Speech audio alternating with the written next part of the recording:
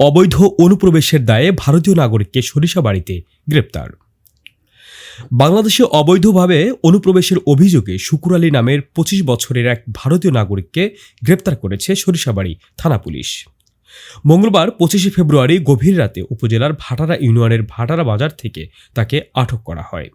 গ্রেপ্তারকৃত শুকুর আলী ভারতের ত্রিপুরা রাজ্যের কৈলাস শহরের আনপুটি গ্রামের আব্দুল ওহাবুল্লাহর ছেলে। বিষয়টি নিশ্চিত করেছেন সরিষাবাড়ী থানার ভারপ্রাপ্ত কর্মকর্তা ওসি চাঁদ মিয়া। মামলার তথ্যসূত্রে জানা গেছে, মঙ্গলবার গভীর রাতে শুকুর আলী ভাটারা বাজার এলাকায় সন্দেহজনকভাবে ঘোরাফেরা করছিলেন। স্থানীয়রা বিষয়টি সন্দেহজনক মনে করে পুলিশকে খবর দেন। পরে থানার পুলিশ ঘটনাস্থলে পৌঁছে তাকে আটক করে থানায় নিয়ে যায়। জিজ্ঞাসাবাদে জানা যায়, প্রায় ১৪ থেকে ১৫ দিন আগে তিনি ভারতের ত্রিপুরা রাজ্যের সীমান্ত দিয়ে অবৈধভাবে বাংলাদেশে প্রবেশ করেন। তবে তার কাছে বৈধ কোনো ভ্রমণ নথিপত্র পাওয়া যায়নি। সরিষাবাড়ী থানার ওসি চাঁদ মিয়া জানান, বাংলাদেশে অবৈধ অনুপ্রবেশের অভিযোগে শুকুর আলীর বিরুদ্ধে মামলা দায়ের করা হয়েছে।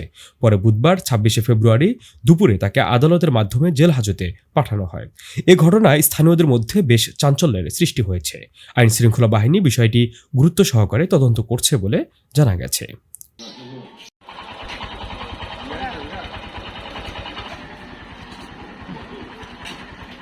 শাহ মোহাম্মদ ওয়ালিউল্লাহ, তরঙ্গ টিভি।